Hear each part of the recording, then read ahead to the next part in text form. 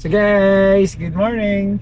So, I'm with Mark and for today's video, isang client na naman yung susunduin natin na nag-land sa Abu Dhabi at may free shuttle bus going dito sa Mazaya Park Center sa Sheikh Zayed Road. So, pupuntahan natin ngayon at magkakaroon kami ni Mark na isang challenge for today's video.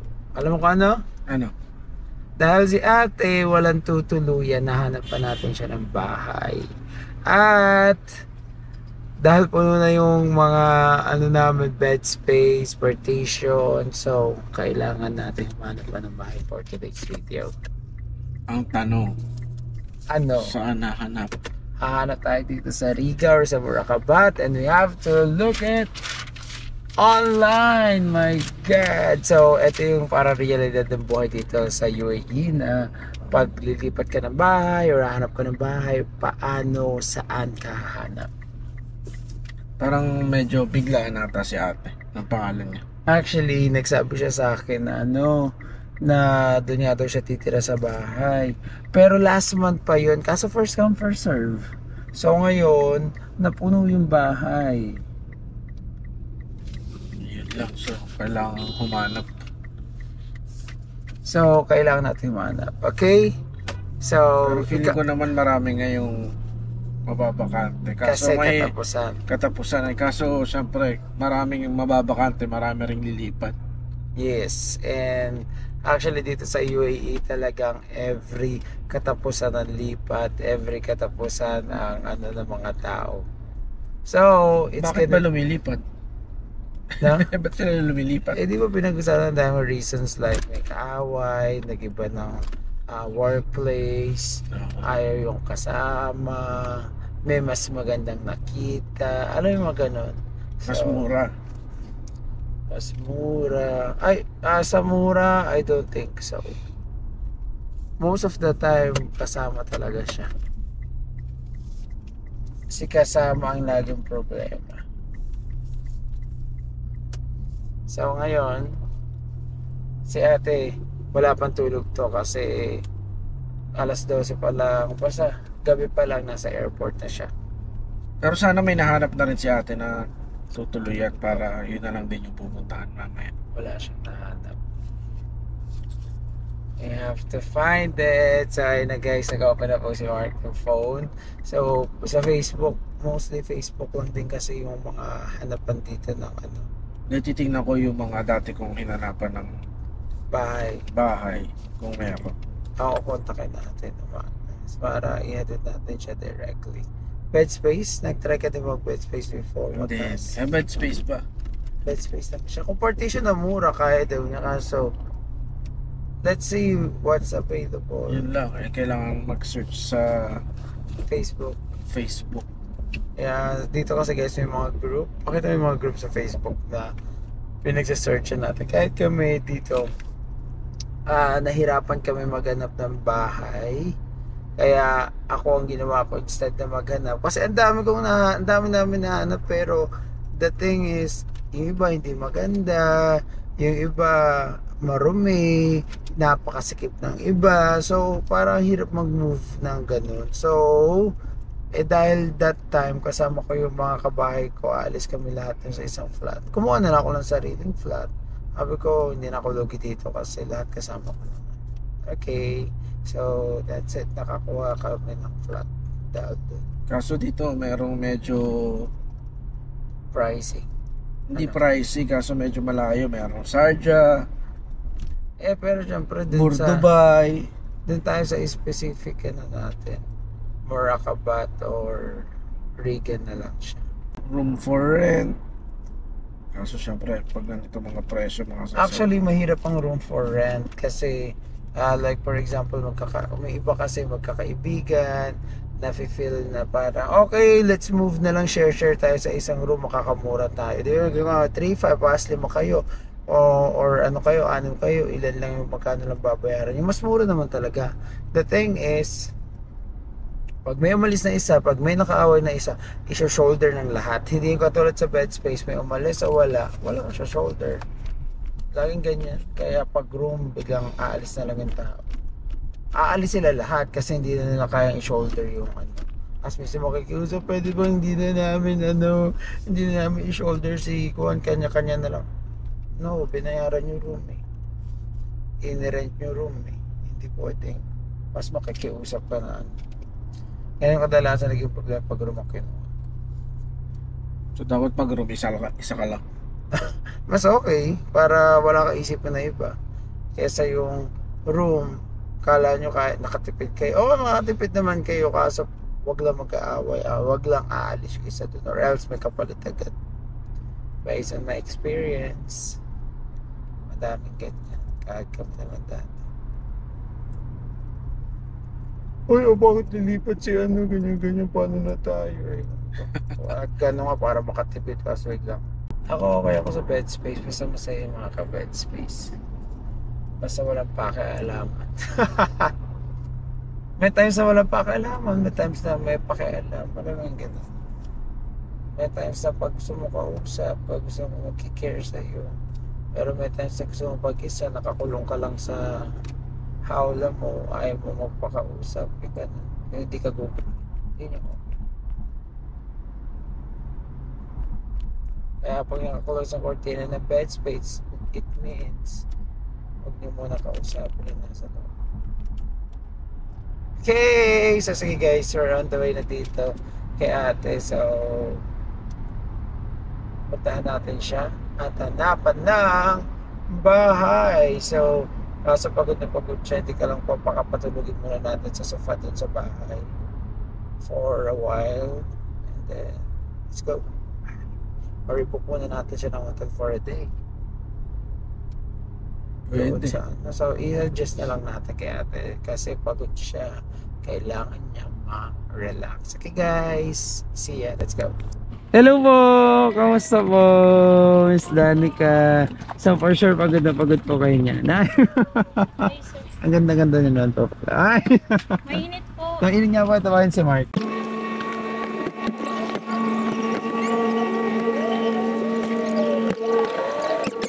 So guys, nandito na po si ate. Saan niyo gusto niyo ba sa food court? Gusto niyo sa Jollibee? Saan niyo gusto kumain? Jollibee ba sa Qatar? Meron? Meron.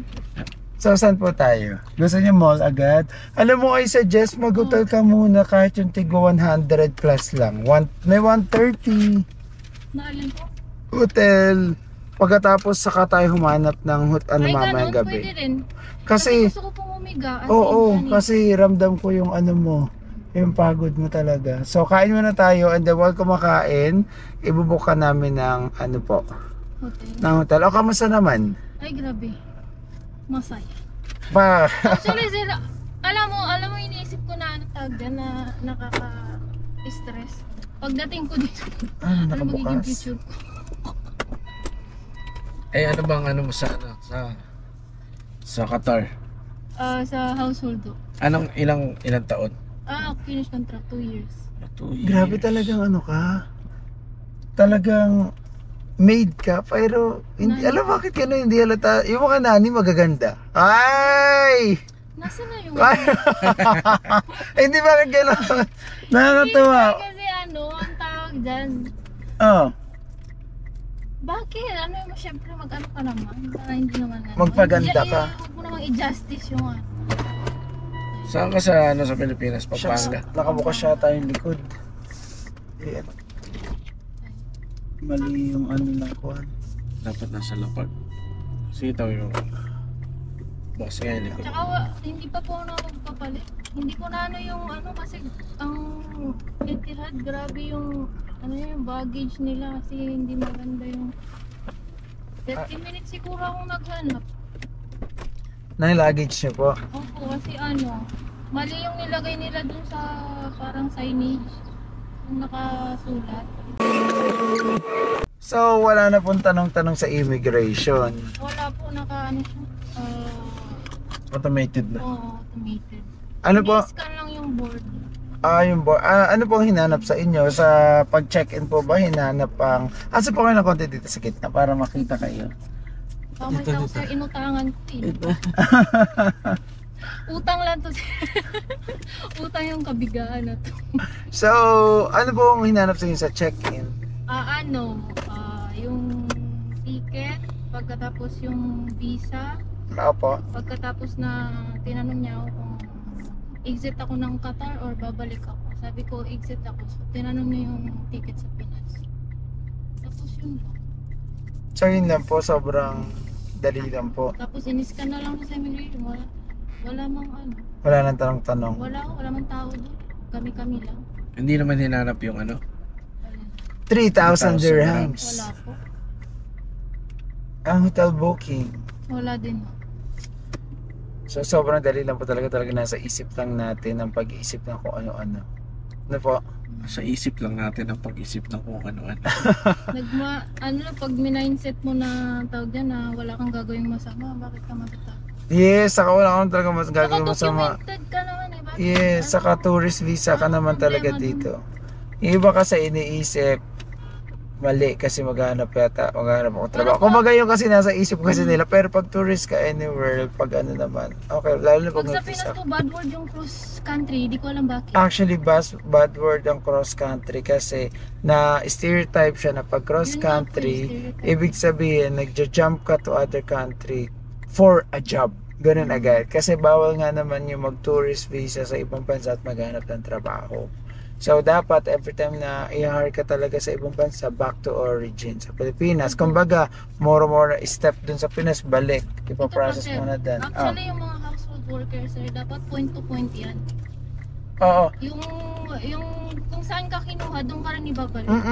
Yun naman talaga, pag work. Pero, pag tourist visa ka, like, okay, magbabakasyon muna ako sa ganito. Pag tourist visa ka, you can go there, pero may ticket ka going back to Philippines. So, pwede ka mag-ganon. Pwede ka pumunta kahit saan. As long as may visa ka, complete documents ka, pero may ticket ka going back to the Philippines. So, back to origin pa rin yun. Kaya hinanap sa inyo yung ticket pa uwi ng Pilipinas. Yes. Parang may inano niya eh. In-enter niya dun sa computer. Parang Siya-check na requirement po siguro yun dun sa lahat. As long as you're tourist with other countries, hindi ka kasi pwede mag-stay sa bansa na yun. Like, katulad ng Canada, pag tourist visa ka, ina-interrogate ka pa na parang, okay, maghanap ka ba ng trabaho? Bakit dala mo yung mga documents mo? Actually, lahat ng bansa is ganun.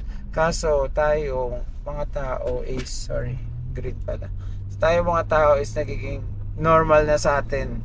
Lalo na sa UAE na, si Mark nga may pinost na na tourist visa, bawal maghanap ng trabaho dito. Ganyan, ang dami nagagalit sa kanya na parang hindi ka rin naman nag-start sa tourist. Oo, nag-start nga tayo sa tourist dito kasi madali. Pero bawal pa rin kasi yun sa mata talaga ng Pilipinas. Pero sa UAE, normal. Di ba ang weird? Sasabihin nila bawal pero okay lang naman. Ang tourist visa agad-agad converted sa employment visa.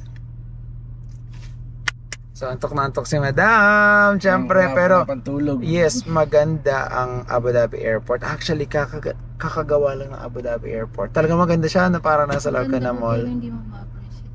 Bakit? Kasi, Ako kapag sabog po ako eh. sabog kayo. Mas nasabog ako sa bus. Purya ano lang, pero mabaho. Ay! So, nagmas ako sir, promise. Alagmas kayo sa bus.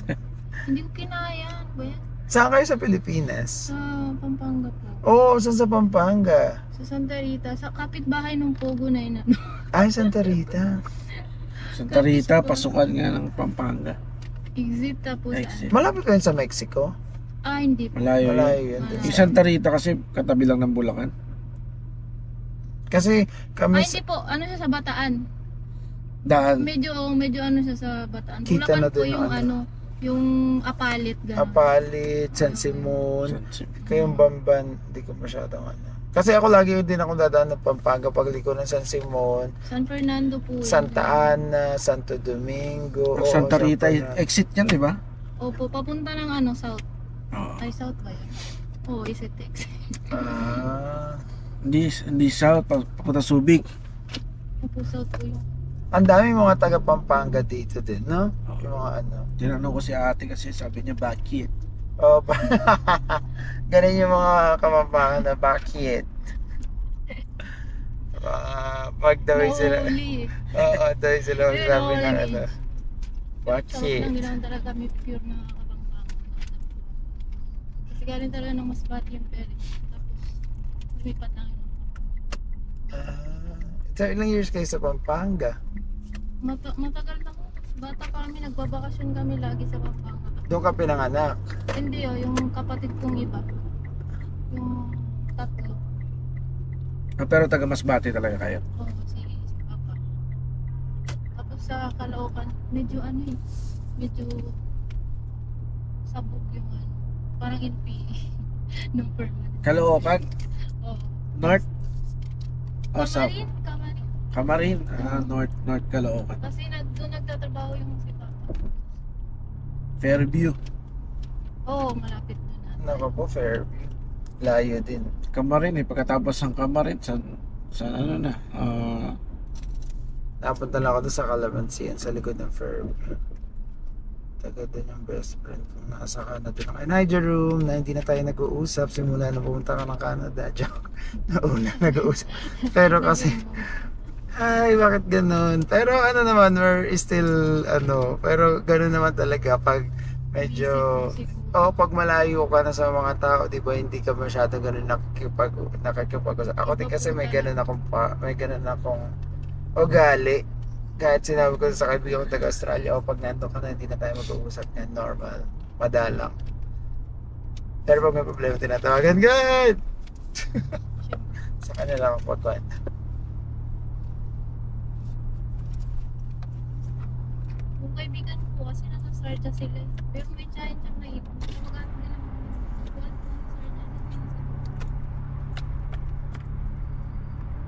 Sarja. Pero ano talagang plano mo sa bakit nagpunta ka dito ng Dubai? Dubai. Actually po, gusto ko lang magmasdan. Wow! So you're gonna Basta see mo the na. Burj Khalifa at this side. Natapos na pala tayo. And this is Museum of the Future. Ano pala ng Twin, yung Twin Tower? Andito pa ang Burj Khalifa. And then sa kabila dito sa side. Ito yung Museum of the Future. Hindi po kasi sabi ng nanay ko na pag hindi talaga ba't mo ipipilit? I mean, at the end of the day, hindi sa iyo, hindi sa iyo. At least, nandito ka na. Oo nga po kasi yung opportunity, pag hindi ko trinay, magsisisi ako nasa Pinas, nakaupo kumakain. Yes! Yan naman talaga. Sabi ko, yun, sana ginawa ko. Yeah, risk lang. Yung iba talaga mapag-risk. Risk taker talaga. Saka, Masaya po yun. at least hindi ka mag-regret at the end of the day kung uuwi ka man.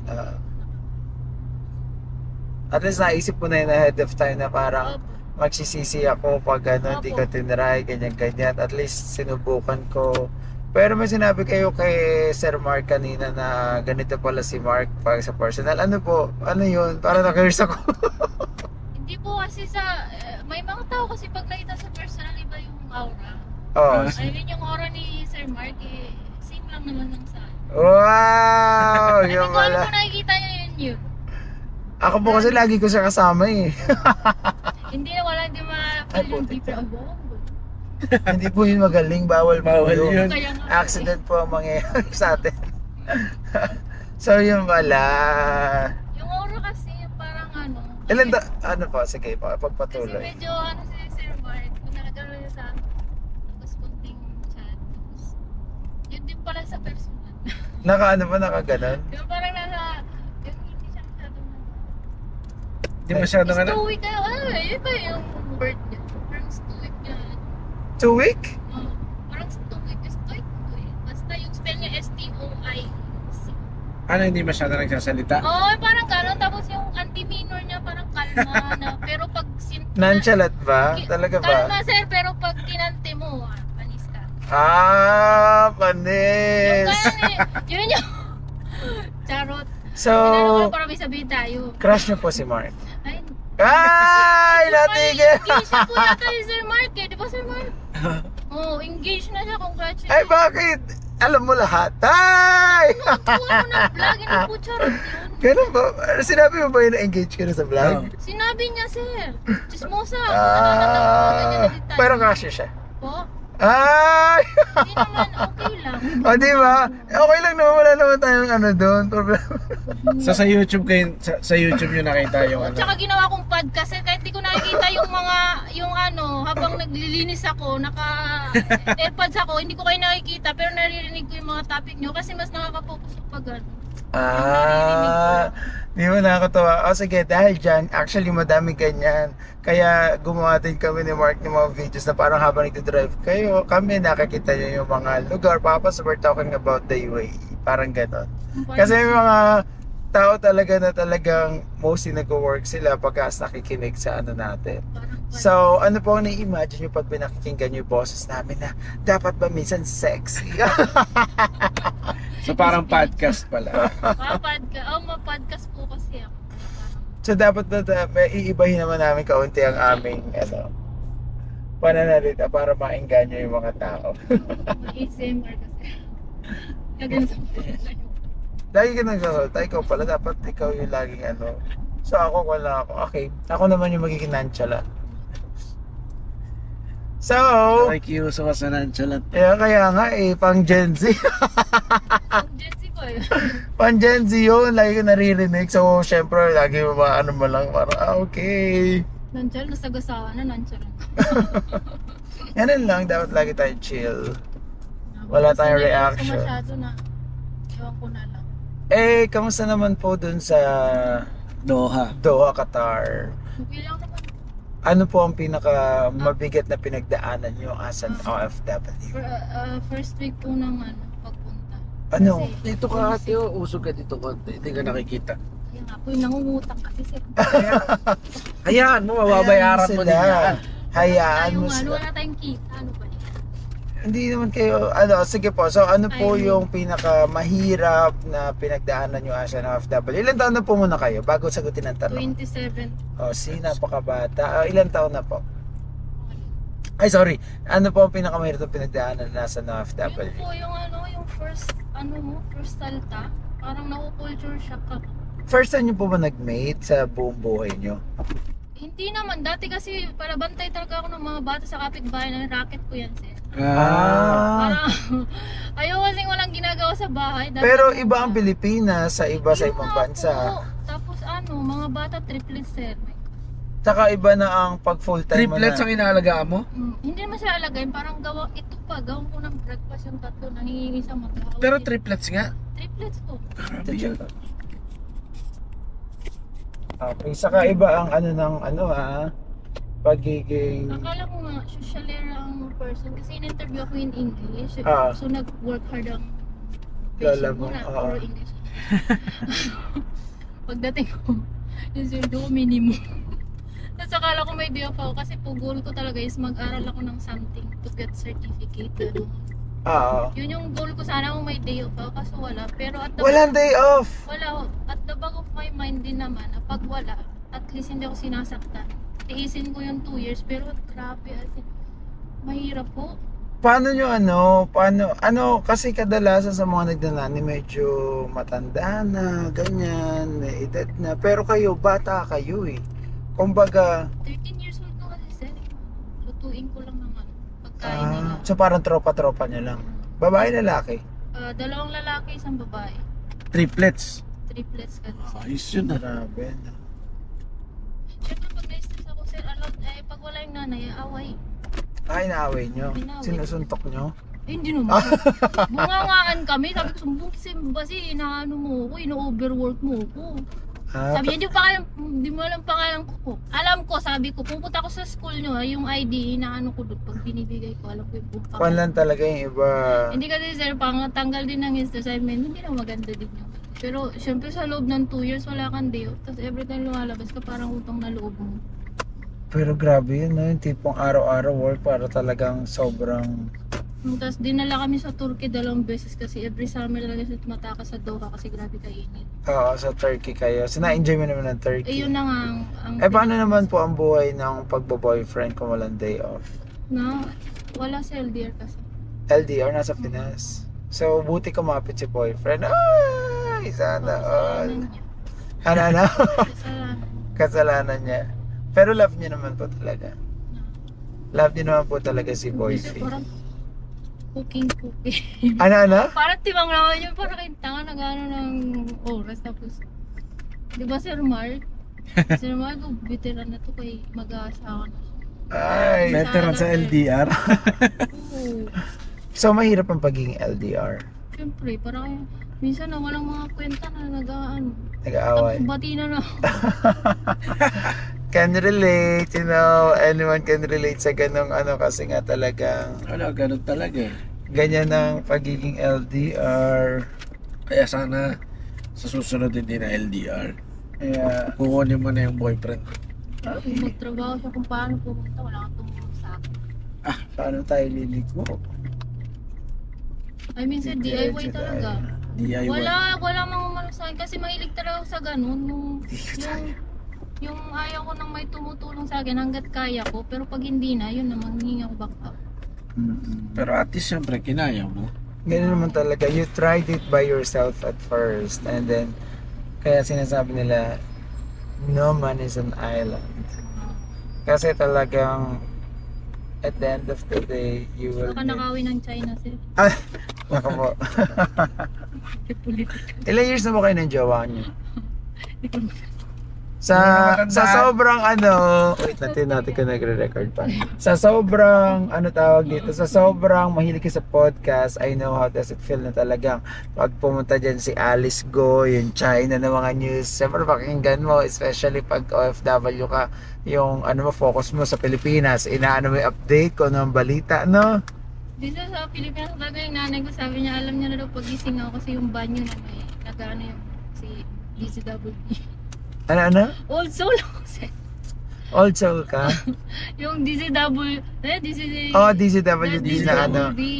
Yung buhay pa si Mike. Oo. Kasi nung nandun sa Pinas, buhay pa yun eh, namatay man. Nakikinig din ako every morning. DCWD. But bro, ay lalo na pag tag-ulan. Ang sarap pakinggan nun, di ba? Parang nasa bukid. Oo. Mahilig din ako makinig ng mga ganyan. Tapos naging habit. Every morning talaga yun.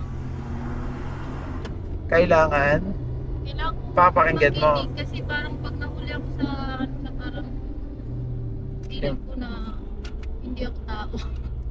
Kailangan talaga updated ka sa mga balita. Kasi po yung mga nakakausap ko, mga tatanda din kasi. TCWB. Tagal na nun ah. Nakapag-guest pa kami doon dati. Nag-GMA ka rin sir. Galing ako kay Kuya Germs. Oo, talaga? So same kayo ni Yorme, hindi na Oo. Kasama niya yun. panis. Si Yorme, nauna na sila. Ano to? Yung swerte.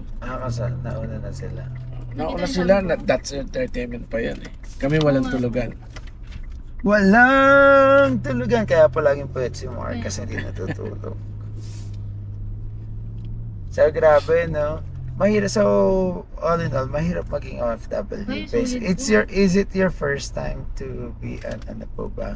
Yes. OFW? So grabe, 25 years old ka pa lang na. Yung kasama ko nga ako na yung mga ano na lumuwas sila ng ilan yun. Kasi before pwede na eh. Yung kwento nila na grabe, mas malala pa sa akin. Kaya parang for me na pag may kung ano mang meron ako na mas may malala pa. So, Nagiging better Oo, yet maging madami kong kilalang better yet ganyan. maging ano na lang, optimistic. Oo, madami kong kwento. Basta ang daming kwentong ganito, dinaya yung ganito. Parang, bakit? Parang nakakagulat na so minor ka pala, nagtatrabaho ka na, pero sa papel, iba na. Kumbaga, ang daming gumagawa ng gano'n. Parang, I don't know why, paano nila ginagawa yun. So, it means may connection sila. Kung parang gano'n. So, basta tayo guys, sa legal way lang tayo. At, Chill kayo. oo, para wala tayong problema in the future. Kasi mahirap paggagawa ka ng kasalanan pagkatapos. Lalo na yung ganun ginagawa. Lifetime na yun, hindi na nila mababago yung ano nila. Kung baga nagbago na identity nila eh. Iba na yung pangalan, iba na yung birthday. Hindi mo nagbago, dalawa yung identity. Ay kaso nakakatakot. Yung isa pag kunyari mo dahil dun sa passport. Parang binili yung passport, parang ganun. Parang ganun. Para makalabas lang ng bansa pagkatapos. Paano pag yung isang tao na yun, either patay na yun or ano? Hindi ko po alam. sir, yung iba nag-iimbento ng pangalan. Tapos, Paano nagagawa? Di ba parang Mura naman Alam kung niyo gagawin. po sa ibang lugar sa atin na hindi masyadong ramdam yung gobyerno. Mas Kaya, na ano pa rin yung mga kaya ang gusto ng ibang agency kumukuha ng mga katulong sa probinsya. Kasi pag sa probinsya kumuha, okay lang na okay. Walang alam, mahirap, kailangan, ganito. So, ayun, pero mag-isip-isip tayo, hindi laging okay. parang feeling ko nga no, pag nagkukwentuhan ka, sabi ko, parang feeling ko nahuli mo kung nakilala ka ako. Kasi kung kilala mo na ako dati, nasasapaking kita, papunta ka pa lang. Oo, kasi madami, Kasi wala, hindi mo na maibabalik. hindi mo na mababalik yun. Parang yung nanay mo, hindi na yun. Yung iba ganun, di ba? Parang, So, ganun po, edad. iba na Lahat. talaga. Parang marirelate natin to kay Alice Go. So it means hindi lang kay Alice Go, kundi sa napakadaming tao na normal Filipino na walang alam, makapagtrabaho lang sa ibang bansa. This is what's happening. That's the reality. Pero, syempre may hangganan yun. Kaso ang tanong kailan? Paano? Pero parang ngayon medyo na ano na sir, kasi hindi na nila nagagawa yun. Before lang, yung mga way back. Yung na-stop yun nung Duterte. So it means sumigpit. Parang medyo nag-ano sila pagkatapos na hindi na naano kasi parang na-upgrade po yata yung system ng ano. Parang something na gano'n. I hope Ang mga magdire-diretso kasi kawawa naman din yan. Saka minor pa talagang gusto din nila magtrabaho. Parang yung may nagda-drive sana yung parang. Kaya nga po ako nasabi ko, tanda-tanda ko na pala kung para sa inyo. Gusto na. Ano pang kinukomplain ko sa buhay. Kaya nga dun mo ma-appreciate na you're blessed enough. Tapos po yun, in terms din sa family, mga family kong tinitake advantage mismo. Ikaw, I know. 2 years ka dun. Blessed po ako. Kaya nga po. May naipon ka ba sa 2 years mo? Okay lang. Kaya nga po. Charot-charot ako sabi ko. Pero syempre ayoko naman kasi sa walang kwenta yun. Yes. May sinusuportahan ka ba sa Pilipinas bukod sa boyfriend mo? What? May sinusuportahan ka sa Pinas bukod sa boyfriend mo? Gusto mo para yung kapatid ko. Pero sinusuportahan mo si boyfriend? Eh, bohong kapal naman. Mayod ka, besh. Bakit? Yung iba, parang pagmahal mo, he will do everything that you want. Hindi naman ganun. I mean, for me, baka kung kailangan, gano'n. Pero yung gawing parang, ano yun, mamasang ako. Ay, grabe. Hindi ko deserve. Oo nga, ikaw dapat ang binibaby. Wow! Hindi Kasi rin you're po, working kasi hard. masyado po akong independent. Bata pa po ako, kung akong bayabas, binibenta ko sa mga kaklase ko, sir. Ay, kakaiba ka talaga. Sir, mukha ko pera. At least, okay lang yun, no? I've earned it din naman. Everyone, kaya nga, lahat naman tayo kailangan ng pera. Kaya hindi mo pwede sabihin, hindi ko kailangan ng pera. Parang, excuse me, wag na tayo, lahat tayo, parang nabuhay tayo sa mundo dahil lahat tayo kailangan natin kumaya. Di ba parang ganun yung life, Pero no offense ha, pero totoo. ganun yung, I mean para sa akin. Pag nga siguro nahilo ako, lagyan ako ng dulgar. Sabi ko, gumising ka na parang white flower. Ay, Diyos ko. Hindi. Ganyan naman talaga. Hindi naman sa pero parang ganyan dapat ang mindset. I mean, Kasi it it attracts. Sa iba yun. Oo. Pinagtatrabahuan ko naman yun. Kahit ako naman, no, talagang ginagawa mo talaga yung best mo para kumita, di ba?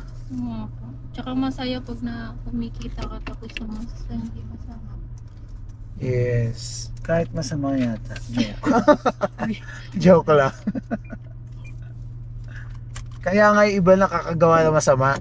Kaya Kasi pag pera na talagang iba din po kasi. iba yung easy money pagkatapos madali siyang gastusin. Okay, so guys, nandito kami ngayon sa Dera City Center and we're going to eat kasi si ate is pagod. So, first stop dito is mall and then bubuk natin siya ng hotel para makatulog siya. So, let's go. Bye.